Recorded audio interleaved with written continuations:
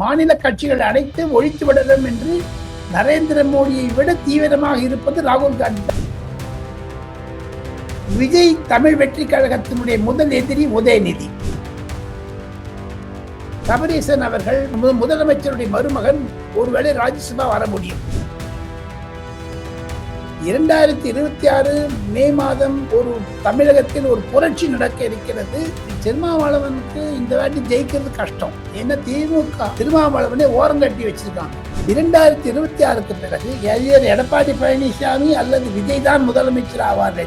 மு.க. ஸ்டாலின் ஆவது கடினம்.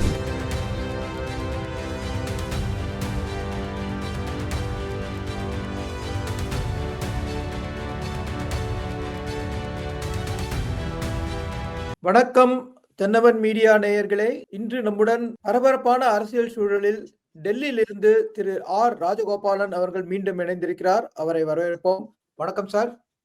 நமஸ்காரம். தென்னவன் நேயர்களுக்கும் சிவகுமார் நேயர்களுக்கும் தென்னாடுடைய சிவனே போற்றி எந்நாட்டுவர்க்கும் இறைவா போற்றி என்று இறை வணக்கத்தை சொல்லி பல ஆழ்வார்கள், நாயன்மார்கள், ஓதுவர்கள் திருப்புகழ், திருவெம்பாவை, திருப்பாவை போன்ற அனைத்து கிரந்தங்களையும் பாடல்களையும் மனதில் வைத்துக் கொண்டு கம்பராமாயணத்தில் முதல் வரியாக இருக்கக்கூடிய உலகம் யாவையும் தாமுளவாக்கலும் நிலைபெறுத்தலும் நீக்கலும் நீங்களா அழகிலா விளையாட்டுடையார் அவர் தலைவர் அன்னவர்க்கே எமது சரண் நாங்களே என்று சொல்லி அஞ்சிலே ஒன்று பெற்றான் அஞ்சிலே ஒன்றை தாவி அஞ்சிலே ஒன்று ஆறாக ஆறுவிற்காக அயலாரூரில் அஞ்சிலே ஒன்றை வைத்தான் அவன் எம்மை அளித்து காப்பான் என்று கம்பராமாயணத்தின் முதல் வரியை படித்து இன்று நாம் இருவரும் பேசக்கூடிய விவாதம் என்பது சுறுசுறுப்பாகவும் விறுவிறுப்பாகவும் இருக்கும். விஜயினுடைய தேர்தல் அறிக்கை எப்பொழுது, தேர்தல் அறிக்கை தவிர திராவிட முன்னேற்ற கழகத்திற்கும் காங்கிரசுக்கும் தொடர்பு எப்படி இருக்கிறது என்றெல்லாம் பூர்வ பிடிகளை வைத்துக் கொண்டு தமிழக நிதிநிலை அறிக்கையை பற்றியும், ஏன் மு.க. ஸ்டாலினும் ராகுல் காந்தியும் இந்த 3 மாதங்களாக தொலைபேசிகளோடு பேசவில்லை, யார் அதற்கு காரணம் என்ற கருத்தையும் நான் தெரிவிக்க விரும்புகிறேன். இந்த பரபரப்பான பின்னணியில் தாங்கள் கேள்வி கேளுங்கள், பதில் சொல்றேன். நீங்க சரியான சப்ஜெக்டை முதலே டச் பண்ணிட்டீங்க. அதுதான் கேட்க போறேன். சோ திமுக காங்கிரஸ்ட மாணிக்கம் தாக்கூர், பிரவீன் சக்கரவர்த்தி இவங்க 2 பேருக்கு மேலேயும் நீங்க நடவடிக்கை இல்லாம நம்ம பேச்சுவார்த்தையை ஸ்டார்ட் பண்ண மாட்டோம் அப்படின்னு நேற்று சொல்லிய நிலையில அவங்க 2 பேரும் மேலேயும் நடவடிக்கை இல்லை அப்படின்னு காங்கிரஸ் மேலிடம் சொல்லிடுச்சு. அதே சமயத்துல திரு வேணுகோபால், கே.சி. வேணுகோபால் சென்னையில காங்கிரஸ் கமிட்டி மெம்பர்ஸை மீட் பண்ணி கூட்டணி தொடரும், ஆட்சியில பங்குங்கிறது காங்கிரஸோட கோஷம் இல்ல, அது தனிப்பட்ட தலைவர்களுடைய கருத்து அப்படின்னு சொல்லியிருக்காரு. சோ 2 பக்கத்தோட காயினையும் பார்க்க முடியுது. சோ இந்த கூட்டணியை காப்பாத்து நினைக்கிறது திமுக அப்படின்னு புரியுது. கூட்டணியிலிருந்து தனக்கு ஒரு மேக்சிமம் பங்கு வேணும் அப்படின்னு நினைக்கிறது காங்கிரஸ் அப்படின்னு புரியுது. இதை காப்பாற்றுறதுக்கு திமுகவோட அஸ்திரம், கடைசி அஸ்திரம் என்னவா இருக்கும்? இதுல ராகுல், சோனியா அவங்க 2 பேரும் எப்ப தலையிட்டு இதை தீர்க்க போறாங்க? மூட்டி வருது அவதான் சார். எப்படி சார் தலையிடுவா? அப்படியா? ராகுல் காந்தி தான் இந்த தூபம் போடுறது, சாம்பிராணி புகை போடுறது, ஊதுவத்தி காமிக்கிறது, கல்புரை ஏற்றது முழுக்கலும் ராகுல் காந்தி தான் பண்ற. சோனியா தொட்டிலையும் ஆட்டி விடுறாரு, குழந்தையும் கிள்ளி விடுறாரு. அதையும் கேட்க மாட்டேங்கிறீங்க. காரணம் என்ன என்று கேட்டால் சிவகுமார், ராகுல் காந்தி மனதில் நினைப்பது 2029 அவர் பிரதமராகணும்.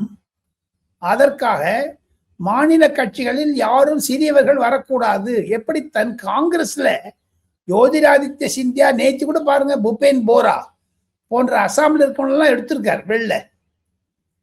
ஆர்பிஎன் சிங் எடுத்துட்டார்.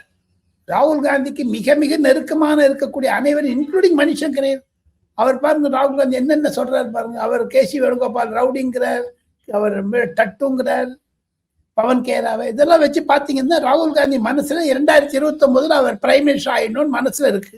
அதுக்கு அகிலேஷ் யாதவ், அபிஷேக் பானர்ஜி, ஆதித்ய தாக்கரே, உதயநிதி ஸ்டாலின், கேஜ்ரிவால், தேஜஸ்வி யாதவ் விரோதமா இருக்கு. அவளெல்லாம் கட் பண்ணி வரணும்னு பாக்குறாரு. வேற ஒண்ணுமே கிடையாது. மாநில கட்சிகள் அனைத்து ஒழித்து விடலாம் என்று நரேந்திர மோடியை விட தீவிரமாக இருப்பது ராகுல் காந்தி தான். அது ஏற்கனவே பல கூட்டங்களில் சொல்லி இருக்கிறார். மாநில கட்சிகள் டெவலப்மெண்ட்டுக்கு அகைன்ஸ்டா இருக்குன்னு ஓப்பனாவே பேசியிருக்கார் சில இடத்துல. சார் இப்போ வந்து இப்படி வந்து இந்த காய்கள் நகர்ற பட்சத்துல காங்கிரஸ் வந்து தமிழகத்துல 2ஆ பிளவுபடுமா? ஒருவேளை மாணிக்கம் தாகூர் காங்கிரஸுக்கு தலைவரானா என்ன ஆகும்? மாணிக் தாக்கூர் ராகுல் காந்திக்கு கண் காது மூக்கு மாதிரி. அவர் பாதி ராகுல் காந்தி. அவர்தான் நாடாளுமன்றத்தில் சபாநாயகர் ஓம் பிர்லாவிற்கு எதிரே நின்று மேஜையில் நின்று டான்ஸ் ஆடினார். புத்தகத்தை கிழித்து போட்டார். Constitution of India, rule book எல்லாத்தையுமே போட்டார். அதை பார்த்து கொண்டிருந்த பல எம்பிக்கள் ஷாக் அடைந்தார்கள். அதனால்தான் அவர் சஸ்பெண்ட் செய்யப்பட்டார்.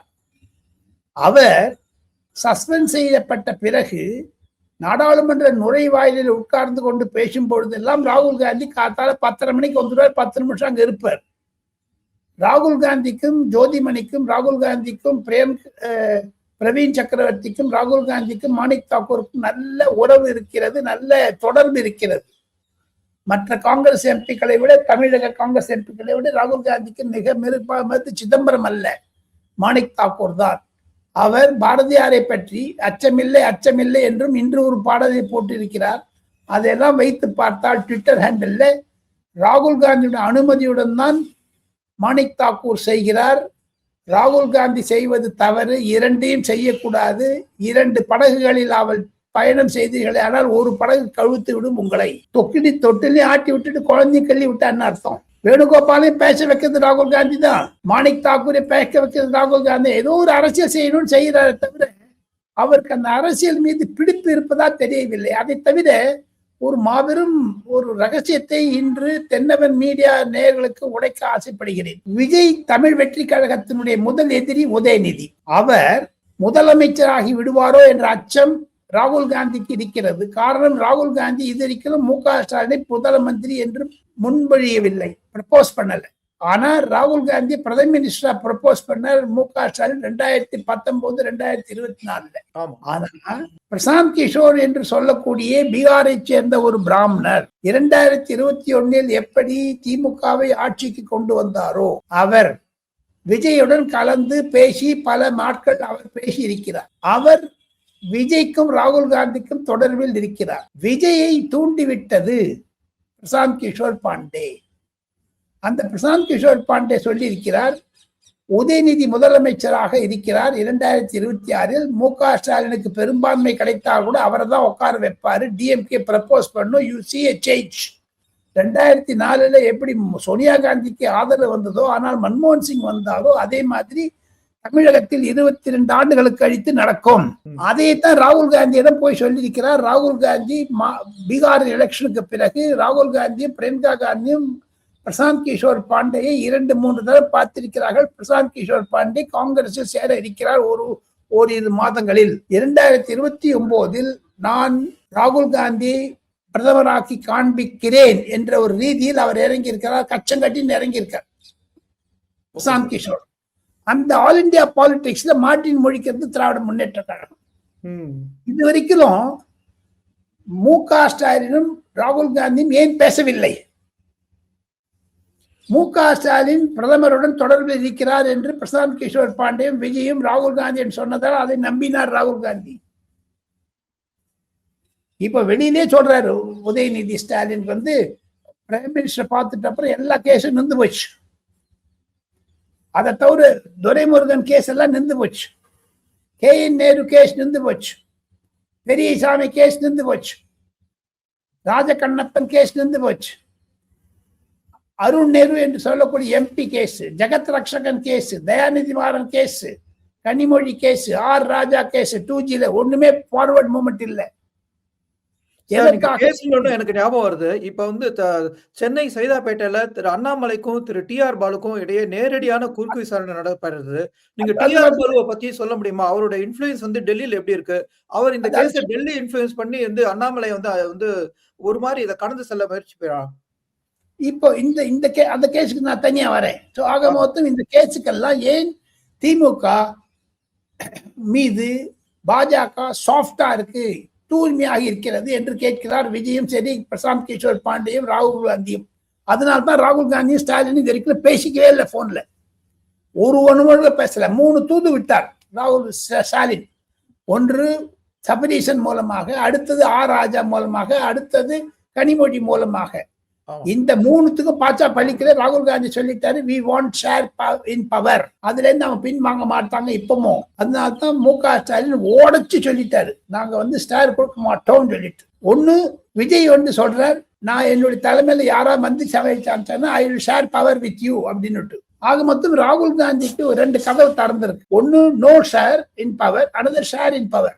எது பாப்பார் அவர் ராகுல் காந்தி? அதனால்தான் தமிழ்நாட்டில் மு.க. ஸ்டாலின் ராகுல் காந்தி நேரடியாக பேசாதனால்தான் திமுக அவையில் இத்தனை குழப்பம் என்று டெல்லியில் பல காங்கிரஸ் தலைவர்கள் என்னிடம் தெரிவித்ததை தென்னவன் மீடியாவிற்கு பகிர்ந்து கொண்டு விட்டேன். அடுத்தது டி.ஆர். பாலு பற்றி கேட்டீங்க.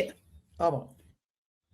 மன்மோகன் சிங் பிரதம மந்திரியாக 2009 திருப்பி தேர்ந்தெடுக்கப்பட்ட பொழுது ஐயா கருணாநிதி தலைகள் வந்து பார்த்தாரு மன்மோகன் சிங் கிட்ட, நீ அந்த டி.ஆர். பாலு எடுத்துக்கொண்டு அவர் எடுத்துக்க மாட்டேன்னு. அப்பவே சோனியா காந்திக்கும் தெரியும், ராகுல் காந்திக்கும் தெரியும், பிரியங்கா காந்திக்கும் தெரியும், எல்லாருக்கும் தெரியும். மு.க. அழகிரி மந்திரியா இருந்தார். அப்போ மு.க. அழகிரி சொன்னார், டி.ஆர். பாலுக்கு 10 கப்பல் ஓடுறதுன்னு.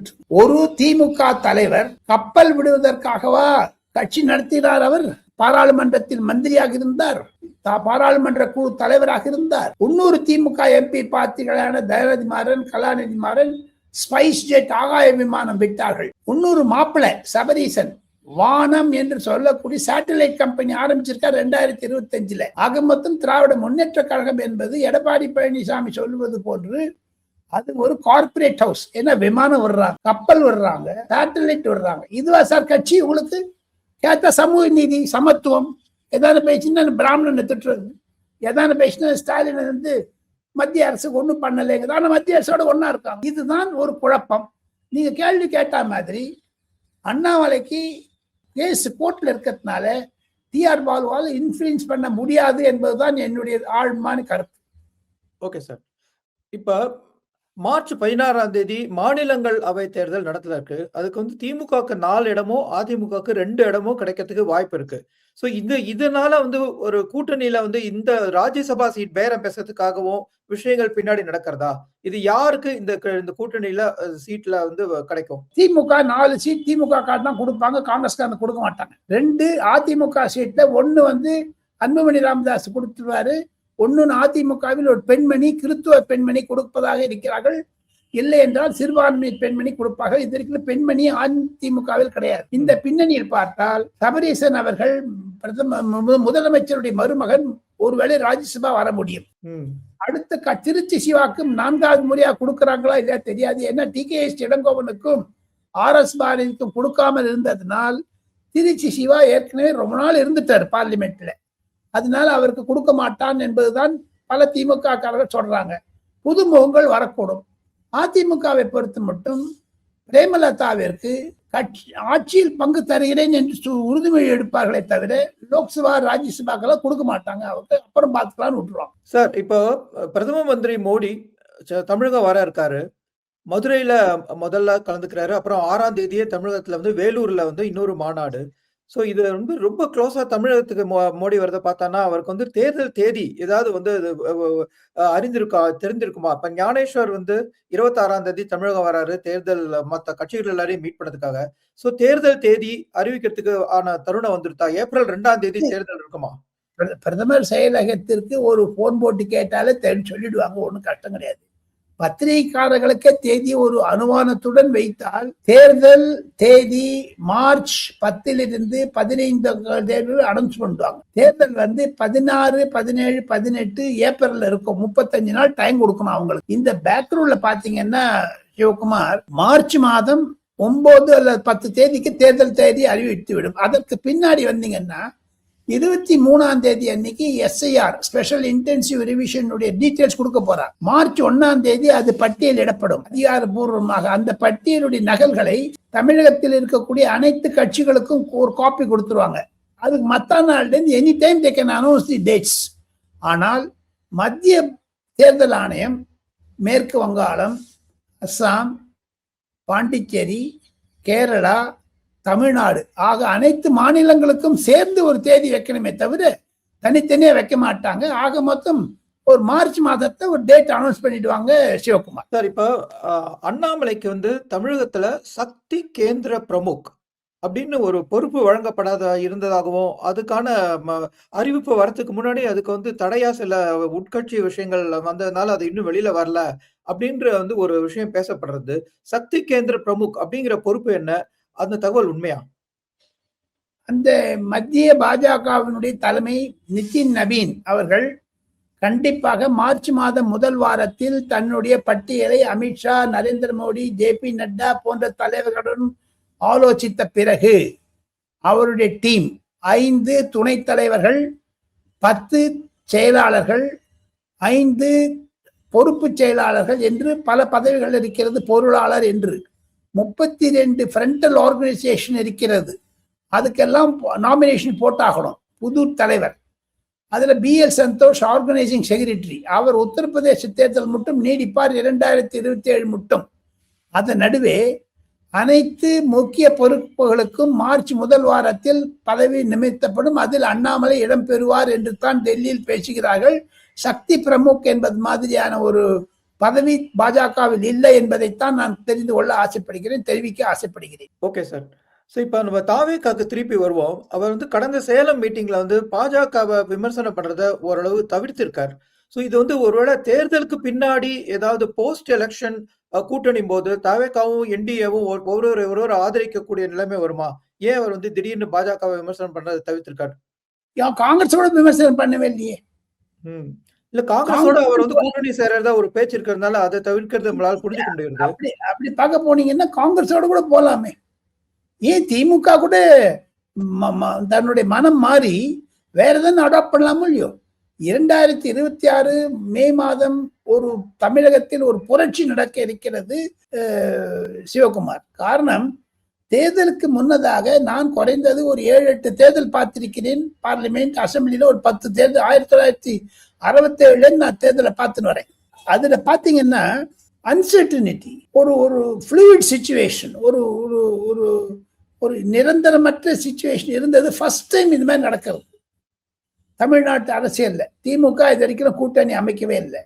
அதிமுக அமைச்செடுத்து அதுல தேமுதிக போகுமா, பெரியவர் ராமதாஸ் வருவாரான்னு காங்கிரஸ் திமுக பொறுத்து இருக்கு.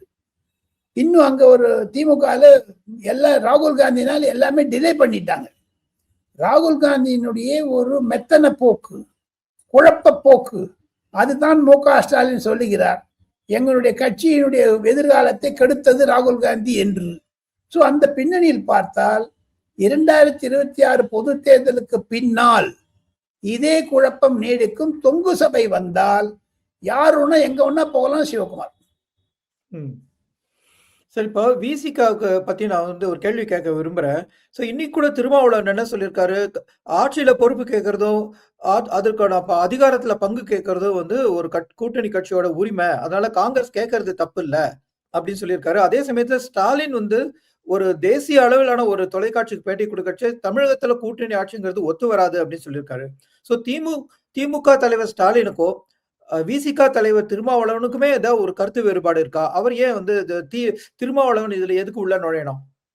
திமுக திருமாவளவனுக்கு இந்த வாட்டி ஜெயிக்கிறது கஷ்டம். ஏன்னா திமுக வந்து திருமாவளவனே ஓரங்கட்டி வச்சிருக்காங்க. இவரா போய் மேல விடுறார தவிர திமுக என்பது 2024-23 வருடத்திலிருந்தே திமுக தனது தோழமை கட்சிகளை உடைத்திருக்கிறது.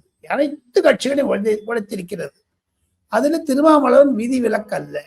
திருமாவளவன் இந்த வாட்டி 2024 லோக்சபால ஜெயிச்சது 8400 ஓட்டுல தான் ஜெயிச்சாரு, நாட் இன் லேக்ஸ். அவருக்கு பலவீனம் ஆண்டி விட்டது. அரசியல் ரீதியாக பார்த்தீர்களே ஆனால் தமிழ் வெற்றி கழகமும் பாட்டாளி மக்கள் கட்சியும் விடுதலை சிறுத்தை கட்சிகள் இருக்கக்கூடிய ஊழியர்களை கவர பார்க்கிறார்கள். தென் மாவட்டங்களில் பாட்டாளி மக்கள் கட்சி என்பது, அதை தவிர விடுதலை சிறுத்தை கட்சி என்பது விஜய் பக்கம் நகர ஆரம்பித்து விட்டது. இந்த பின்னணியில் பார்த்தால் எப்படி உத்தரப்பிரதேசத்திலும் மத்திய பிரதேசத்திலும் ராஜஸ்தானிலும் பீகாரிலும் மாயாவதியுடைய அரசியலுக்கு ஒரு அஸ்தமனம் வந்து விட்டதோ அதே மாதிரி திருமாவளவனுக்கு ஒரு அஸ்தமனம் வர இருக்கிறது. அவருக்கு இனி பாச்சா பலிக்காது. அந்த பின்னணியில் பார்த்தீர்களானால் தலித் ஓட்டை வைத்துக் கொண்டு எவ்வளவு நாள் அரசியல் வாக்கு வங்கி செய்ய முடியும், ஏமாற்ற முடியும் தலித்துகளை?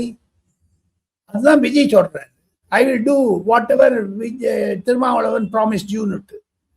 அதனால்தான் திருமாவளவனுக்கு மழை குழப்பம் இருக்கிறது. அவருடன் இருக்கக்கூடிய சில எம்எல்ஏக்கள் கூட திமுகவில் சேர்ந்து விடுவார்களோ என்ற அச்சம் அவருக்கும் இருக்கிறது. 4 எம்எல்ஏ இருக்காங்க, 4 பேரும் தே ஆர் நாட் வித் விடுதலை சிறுத்தை கட்சி. அதனால்தான் அவர் சொல்றாரு பங்கு ஏற்பது தப்பு கிடையாது. சார் ஒன்னே ஒன்று நான் கேட்கிறேன் சிவகுமார், நம்ம 2 பேரும் அப்பார்ட் ஃப்ரம் டிஎம்கே ஏடிஎம்கே விட்டுட்டு நான் ஒன்னே ஒன்று கேட்கிறேன். சொல்லுங்க. இன்று சாம்னா என்று சொல்லக்கூடிய சிவசேனாவினுடைய பத்திரிகை இருக்கிறது. அதில் உத்தவ் தாக்கரே எழுதியிருக்கிறார். அதில் மிஸ்டர் கிரேட் சஞ்சய் ரவுத் எழுதியிருக்கிறார் கட்டுரை. மு.க. ஸ்டாலினை ஏன் திராவிட முன்னேற்ற கழக தலைவரை இந்தி கூட்டணிக்கு தலைவர் ஆக்கக்கூடாது என்று மணிசங்கரே சொன்னதை வழிமொழிந்திருக்கிறார். இந்தி கூட்டணியில் குழப்பம் இருக்கிறது. இந்தி கூட்டணியில் தமிழகத்தில் என்று எடுத்துக்கொண்டால் இன்று இந்துனுடைய தலையங்கத்தில் இந்தி கூட்டணி என்பது இல்லவே இல்லை. அதுல போதாத குறைக்கு சொல்லிட்டாங்க. சஞ்சய் பாரு என்று சொல்லக்கூடிய மன்மோகன் சிங்கிடம் பத்திரிகை ஆலோசகராக இருந்தவர் டெலிகிராஃப் என்ற பத்திரிகையில் எழுதியிருக்கிறார், மம்தா பானர்ஜி தான் இந்தி கூட்டணிக்கு வரணும், ராகுல எடுக்கணும்னு. இந்தி கூட்டணின்னு ஒரு கன்ஃபியூஷன் இருக்கு. அந்த கன்ஃபியூஷனை விஞ்ஞானி வச்சுன்னு பாத்தீங்கன்னா திமுக செக்யூலர் ப்ரோக்ரசிவ் அலையன்ஸ் எஸ்பிஏன்னு ஒன்று ஃப்ளோட் பண்ணிட்டாங்க. அதுதான் நீ இந்து எடிட்டோர்ல ரிஃப்ளெக்ட் ஆயிருக்கு. ஸோ அந்த எஸ்பிஏ வந்ததுன்னு வச்சுங்கோ, அப்போ காங்கிரஸுக்கு போன்னு விடுவார் மிஸ்டர் ஸ்டாலின். ராகுல் காந்தியை கயற்றி விடுவதற்கு அகில இந்திய தலைவர்கள் மம்தா பானர்ஜி, சரத்பவார், அகிலேஷ் யாதவ், தேஜஸ்வி யாதவ், மு.க. ஸ்டாலின் ஒழுங்கா இருக்காங்க. அப்போ மு.க. ஸ்டாலின் வட இந்தியாவில் வந்தாலும் ஹிந்தி பேச முடியாது. பங்களாதேஷை பற்றியோ அல்லது ட்ரேட் அக்ரிமெண்ட்டை பற்றியோ அல்லது WTO பற்றியோ அல்லது நிதி ஆயோக்கை பற்றியோ ஆழமாக படிக்க வேண்டும் என்றால் குறைந்தது 5 வருடங்கள் ஆகும். நான் 45 ஆண்டுகள் நாடாளுமன்றத்தை கவர் பண்ண பிறகு கூட நாடாளுமன்றத்தில் 1800 ரூல்ஸ் அண்ட் ரெகுலேஷன்ஸ் இருக்கிறது. அதுல எனக்கு ஒரு 5-10 தான் தெரியுமே தவிர மீதி 1795 தெரியவே தெரியாது. அப்படி இருக்கும் சமயத்தில் மு.க. ஸ்டாலின் அகில இந்தியாவில் வருவது கடினம். அதைத்தான் ஸ்டாலினுடைய தகப்பனார் சொல்லிவிட்டார், என் உயரம் எனக்கு தெரியும் என்று. உத்தவ் தாக்கரே அவர் ஹிந்தி தெரியும், அங்க மகாராஷ்டிராவில் சீஃப் மினிஸ்டர் இருந்திருக்காரு. ஸ்டாலின் கூட சீஃப் மினிஸ்டர் இருந்திருக்காரு, யாரும் இல்லைங்கல. பட் அந்த நுவான்சஸ் தெரியல ஸ்டாலினுக்கு. அரசியல் செய்கிறாரே தவிர அரசாங்கத்தில் அவருக்கு பாருங்க பட்ஜெட்ல கோட்டை விட்டார். நேத்தி கடன் வாங்குறாங்க, 4000 crores பாண்டே ஏல போடுறாரு. ஆமா, தமிழ்நாட்டில் ஒரு பொருளாதார அவசர கால நிலை வந்திருக்கிறது. Financial emergency, we are experiencing that. அந்த பின்னணியில் பார்த்தால் மு.க. ஸ்டாலினுக்கு அகில இந்திய அரசியல் வேண்டாம், விட்டுவிடு என்று ராகுல் காந்தி தள்ளி விட்டுருவாங்க. 2026க்கு பிறகு எடப்பாடி பழனிசாமி அல்லது விஜய் தான் முதலமைச்சர் ஆவார்களே தவிர மு.க. ஸ்டாலின் ஆவது கடினம். காரணம், பெண்கள் தமிழகத்தினுடைய போதைப் பொருள், சாராயம், பாலியல் கொள்கை தலைவிரித்து ஆடுகின்றன. பிரதிதினம் ஒரு கற்பழிப்பு, பிரதிதினம் ஒரு விதமான நிகழ்ச்சி இருக்கிறதுனால வாண்டாங்கிறாங்க பொதுமக்கள். அதுக்காக கஜோல் பண்ணுங்கிறதுக்காக தான் they are making a big issue. அப்படிதான் நினைக்கிறேன் நான். திராவிட முன்னேற்ற கழகம் மிக மிக இக்கட்டான நிலைமையில் மாட்டிக்கொண்டிருக்கிறது. 5000 ரூபாய் ஆன் ரெக்கார்டு கொடுத்தாலும் 5000 ரூபாய் தேர்தலுக்கு முன்னதாக கொடுத்து பொதுமக்களை கவர் செய்ய ஈர்க்கலாம் என்று பார்க்கிறார்கள். அது நடக்குமா நடக்காதா தெரியவில்லை. தமிழக தேர்தல் களம் மிக மிக சுறுப்பாகவும் விறுவிறுப்பாகவும் ஆகிவிட்டதாகத்தான் நான் நினைக்கிறேன். சிவகுமார், பூச்செண்டு ஒண்ணு சொல்லி முடிக்க ஆசைப்படுகிறேன். Indian institute of management Lucknow, அவர் அதனுடைய தலைவர் SV ராஜு என்ற ஒரு பேராசிரியர் கடந்த 2 வருடங்களாக ஒரு PhD செய்திருக்கிறார், ரிசர்ச்.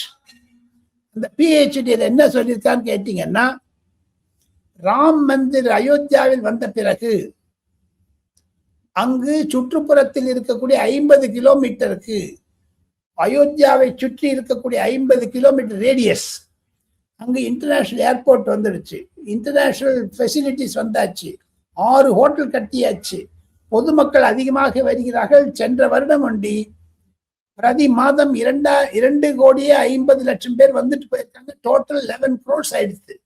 எப்படி கும்பமேளாவிற்கு 65 கோடி பேர் வந்தார்களோ அதே மாதிரி ராமர் கோவிலுக்கு மாதம் குறைந்தது 80 to 1 கோடி பேர் வர ஆரம்பிச்சுட்டாங்க. பொருளாதார வளர்ச்சி வந்து விட்டது, சுற்றுப்பயணிகள் அதிகமாக வந்து விட்டார்கள். தென்னகத்திலிருந்து குறிப்பாக கர்நாடகா, தமிழ்நாட்டிலிருந்து பலர் வருவதனால் பொருளாதார வளர்ச்சி வந்து விட்டது என்பதைத்தான் யோகி ஆதித்யநாத் அந்த IIM லக்னோ ரிப்போர்ட்டை நேற்று பெற்றுக்கொண்டு வாழ்த்து தெரிவித்திருக்கிறார். பூச்செண்டு 2 இந்த தேர்தலுடைய ஆணையர் 26ஆம் தேதி சென்னை போகும் பொழுது அங்கு அனைத்து கட்சி கூட்டத்தை கூட்டி அதில் ஒரு மாபெரும் திருப்பத்தை கொண்டு வர இருக்கிறார் என்று தான் நான் கேள்விப்படுகிறேன். மார்ச் மாதத்தில் 2வது வாரத்தில் தேர்தல் அறிவித்து எலெக்ஷன் வந்து ஏப்ரல்ல நடக்கும். ஒரே ஒரு சிங்கிள் ஃபேஸ் என்று தான் நினைக்கிறேன். நன்றி சார். ஸோ நேயர்களே, உங்கள் ஆதரவின் மூலம்தான் என்னோட சேனல் செயல்படுகிறது. ஸோ தொடர்ந்து என் சேனலுக்கு அதிக சப்ஸ்கிரிப்ஷன் தேவை. நீங்க சப்ஸ்கிரைப் செய்து ஆதரவு தாருங்கள். நன்றி சார். உங்களுடைய எல்லா விதமான பகிர்வுகளுக்கும் ரொம்ப நன்றி சார். உங்களுடைய ஆதரவுக்கும் ஆசீர்வாதத்துக்கும் ரொம்ப நன்றி. வணக்கம். தேங்க்யூ.